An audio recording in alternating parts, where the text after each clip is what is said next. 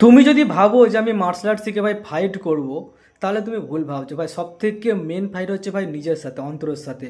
আমি আমার একটা ঘটনা ঘটেছে কালকে, সেটাই বলছি।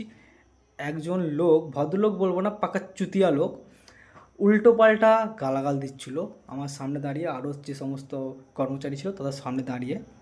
মানে সেই সময় নিজেকে যে কীভাবে কন্ট্রোল করেছি, কতটা মানে ব্রেনকে ঠান্ডা রেখেছি, সেখানে আমি হাসতে হাসতে সাইড থেকে বেরিয়ে গেছি। ওর রাগ যে কেউ চুরি করছিল সেটা আমি দেখেছি, সেটা আমি দেখে বলেছি যে এ চুরি করছিল। এবার চোরকে যে সাথ দেবে সে তো ভাই রাগ করবেই, ও চেঁচামেচি করছিল।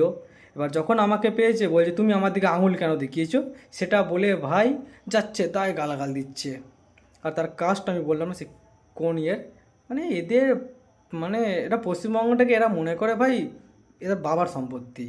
সে মানে যাচ্ছে তাই করছিল। কিন্তু ভাই সেখানে নিজেকে ঠান্ডা রেখে আস্তে আস্তে ভাই শুধু হেসে সাইড থেকে বেরিয়ে গেলাম।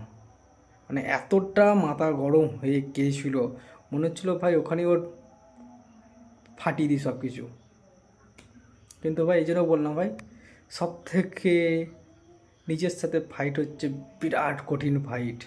এরমও সময় গেছে যখন ভাই কেউ কিছু বলেছে, কলার ধরেছে, মেরে মুখ ফাটিয়ে দিয়েছি, তখন কন্ট্রোল করতে পারতাম না।